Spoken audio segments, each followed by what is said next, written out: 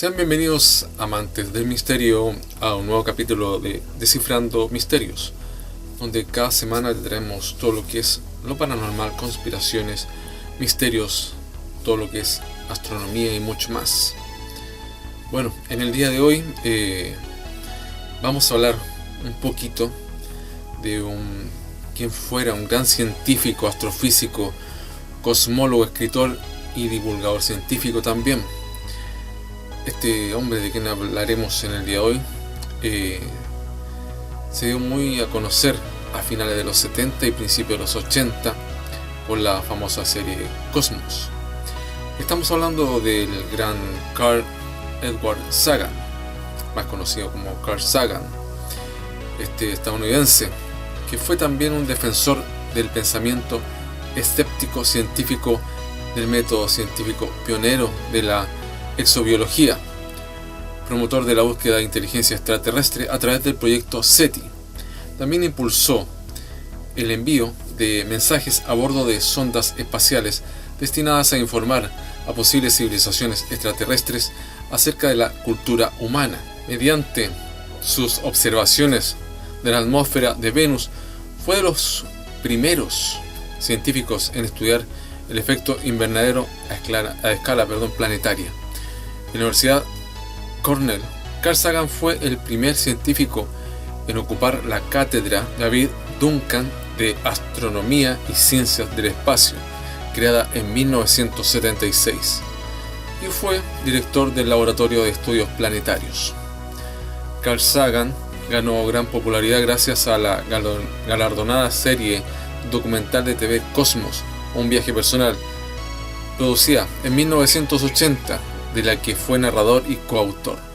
También publicó numerosos artículos científicos y fue autor, coautor y editor de más de una veintena de libros de divulgación científica, siendo los más populares son libros Cosmos, publicado como complemento de la serie, y Contacto, en el que se basa la película homónima de 1997. En 1978 ganó el premio Pulitzer de literatura general de no ficción por su libro Los dragones del Edén. A lo largo de su vida, Carl Sagan recibió numerosos premios y condecoraciones por su labor como comunicador de la ciencia y la cultura. Hoy es considerado uno de los divulgadores de la ciencia más carismáticos e influyentes, gracias a su capacidad de transmitir las ideas científicas y los aspectos culturales al público no especializado con sencillez y no exenta de rigor.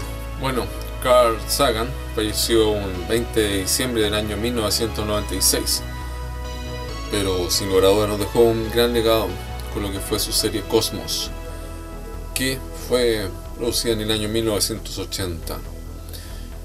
Pero en el día de hoy recordaremos un extracto de lo que fue su primer capítulo de esta serie.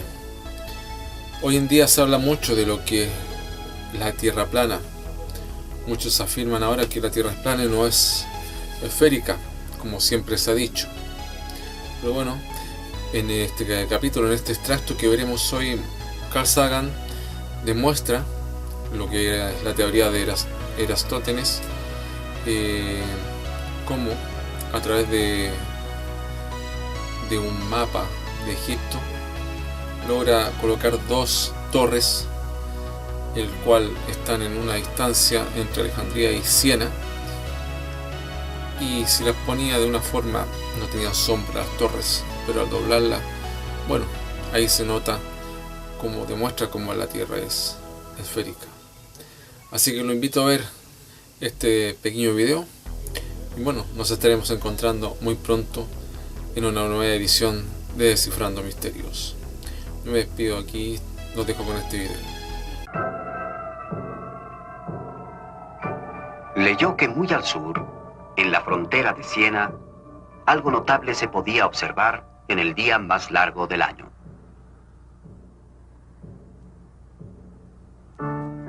El 21 de junio, las sombras de una columna del templo o de una vara vertical se empequeñecían a medida que se acercaba el mediodía.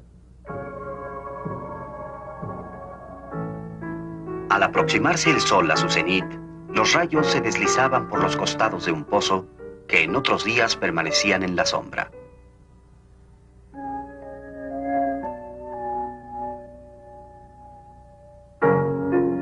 Precisamente al mediodía, las columnas no proyectaban sombras y el sol brillaba directamente en el agua del pozo.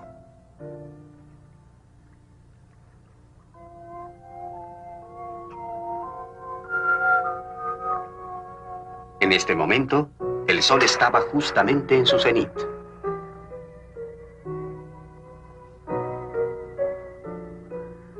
Esta fue una observación que otras personas bien podrían pasar por alto, como varas, sombras, reflejos en los pozos, la posición del sol, cosas simples y cotidianas. ¿Qué posible importancia podría tener? Pero Eratóstenes era un científico y su observación de estos asuntos simples cambiaron al mundo. En cierto sentido, hicieron al mundo. Porque Eratóstenes tuvo la presencia de ánimo de experimentar, o sea, indagar exactamente si este año, cerca de Alejandría, una vara proyectaba sombra cerca de las 12 en junio 21. Su observación fue trascendente. Tal vez una persona escéptica pudo haber dicho que el informe de Siena era un error, pero que era una observación totalmente honrada. ¿Por qué iba a mentir a alguien por algo tan trivial? Eratóstenes se preguntó cómo era posible que en el mismo momento una vara en Siena no proyectara sombra y una vara en Alejandría, a 800 kilómetros al norte, proyectara una sombra bien definida. Tenemos aquí un mapa del antiguo Egipto. He colocado dos varas o torres. Una aquí en Alejandría y otra en Siena. Ahora, si en cierto momento cada torre no proyecta sombra, ninguna sombra, sería perfectamente fácil de entender si la Tierra fuera plana. Si la sombra en Siena tuviera cierta longitud y la sombra en Alejandría la misma longitud, sería perfectamente lógico en un planeta plano. Pero ¿cómo podía ser, se preguntó Eratóstenes, que en el mismo instante no hubiera sombra alguna en Siena y una sombra muy definida en Alejandría? La única respuesta era que la superficie de la Tierra es curva. Y no solo eso, sino que entre más grande es la curva, más grande será la diferencia en el tamaño de la sombra. El Sol está tan alejado que sus rayos son paralelos cuando llegan a la Tierra. Torres en diferentes ángulos a los rayos del Sol proyectan sombras de diferentes tamaños. Por la diferencia obvia, en estas sombras, la distancia entre Alejandría y Siena tenía que ser como de 7 grados en la superficie de la Tierra. Con esto quiero decir que si imaginan estas torres extendiéndose de aquí hasta el centro de la Tierra, ahí se cruzarían en un ángulo de 7 grados. Bien, siendo 7 grados como 1/50 de la circunferencia total de la Tierra, que es de 360 grados, Eratóstenes sabía la distancia entre Alejandría y Siena. Sabía que era de unos 800 kilómetros. ¿Por qué? Porque contrató a un hombre para recorrer la distancia y efectuar así el cálculo del que hablo. Y 800 kilómetros multiplicado por 50 da 40.000 kilómetros. Así que esa debe ser la circunferencia de la Tierra, la distancia a cubrir para dar la vuelta al mundo. Cálculo correcto. Las únicas herramientas de Eratóstenes fueron varas, ojos, pies y cerebro.